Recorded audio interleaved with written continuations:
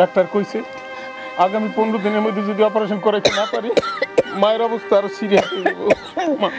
আচ্ছা তুই কোনো চিন্তা করিস না, আমি বরং একটা অ্যাম্বুলেন্স ব্যবস্থা করি, চাষিটা রেডি কর, আমি উঠি।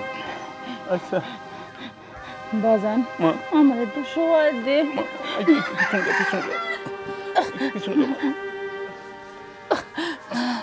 আস্তে মা মা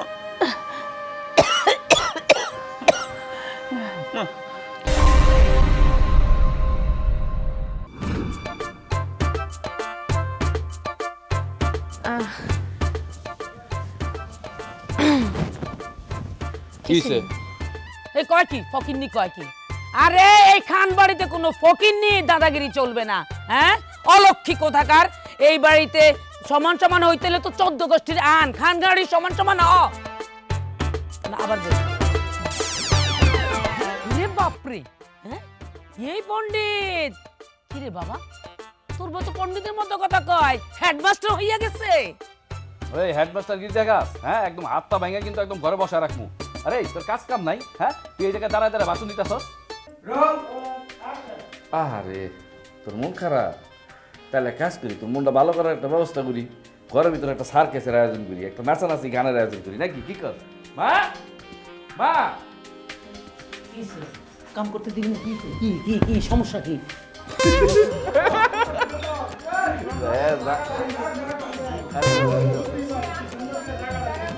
এখন দাঁড়াও, এখন দাঁড়াও।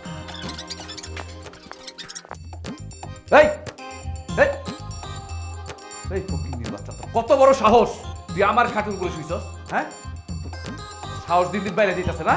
তুই নিচে শুবি, এখন থেকে তুই সব সময় নিচে শুবি। নাম হারতে নাম।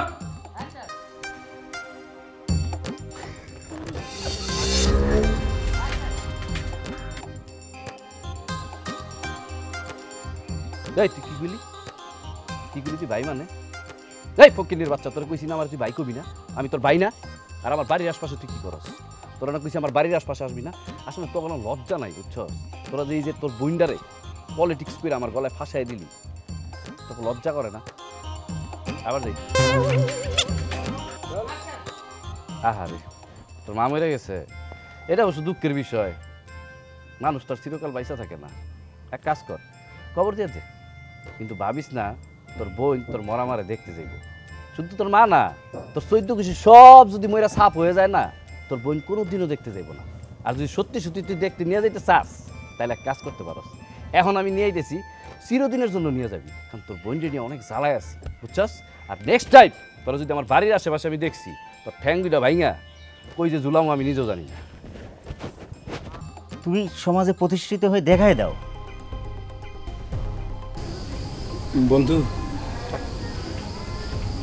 তুই এতক্ষণ যে কথাগুলো কলি, এই কথাগুলোর মধ্যে এত যুক্তি, কিন্তু আমার বোনটাও তো লেখাপড়া করছে, শিক্ষিত মানুষ, কিন্তু ওর লেখাপড়া ওর জ্ঞান কোথায় যে খাটাইলো। ও আসলে আবেগের ঘুরে আসছিল। হ্যাঁ নায়ক দেখছে, চাকচিক্য দেখছে, ওই ঘুরে একটা মানুষ রূপী অমানুষকে পছন্দ করছে। আমি মনে করছি আমার বোনে যখন একটা ভুল করে ফেলাইছে, মনে মনে মাইনা নিছিলাম যে আমি আমার মায়ের পেটের একটা ভাই নাই, নিজের ছোট বোনের জামাই ভাইয়ের মতোই ভাবমু, কিন্তু তারা আমারে ভাইয়ের প্রতিদান এমন ভাবে দিছে, আমার ভিখারির মতো দূর দূর করে তাকায় দিছে, তারাই দিছে, আমার গায়ে হাত তুলছে। আমার ছোট ভাই আমার 2000 টাকা ভিক্ষা দিয়ে কয়, এটা দিয়ে আমার মায়ের চিকিৎসা করাতাম। সমস্যা নাই, আমি বাবা মারা যাওয়ার পর এই বাপ মরা মায়েরা এই বোনটারে কলিজায় কইরা জীবনটা পার করে দিচ্ছি। বিয়ের বয়স অনেক আগে পার হয়ে গেছে। আমি বিয়ে করি নাই, কেন করি নাই? ওর সুখের জন্য করি নাই। সেই ওই যখন এখন সুখের বদলে দুঃখের সাগরে ভাসতেছে, আমার পৃথিবীতে আর রইল কি? আইজ আবার আমার মাটাও চলে গেল। বন্ধু তুই ঠিকই কইছ, তুই আর আমি মিলা আমার বোনের সাপোর্ট দিব। আমার বোন দুনিয়ারে দেখাই দিব আমার বোন একটা ভালো মানুষ, ওর মেধা আছে, ওর জ্ঞান আছে, অনেক বড় হইব। কোনো একদিন ওই বড় লোকেরা ওরে দেখে আফসোস করবো। আল্লাহ যেন আমাকে তৌফিক দান করে। তুই চিন্তা করিস না, আমি তো কথা দিলাম টাকা পয়সা যা লাগে সব আমি দেব, তুই শুধু ওরা সাপোর্ট দিস। আমি কিন্তু ওরে ভালোবাসছিলাম, সেই জন্য বলতেছি না। আমি চাই ও মাথা উঁচু করে খাড়া হয়ে ওদের দেখায় দিক।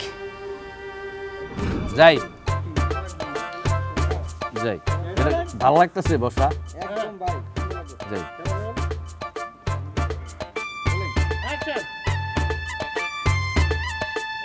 এইভাবে বসে না, এটা এটা আমি এই যে যেমন বইছি না আপনার একটা কাম খারাপ করছে। আমার একজন ফোন দিছে, আমি বুঝছি কি লিগে ফোনটা দিছে।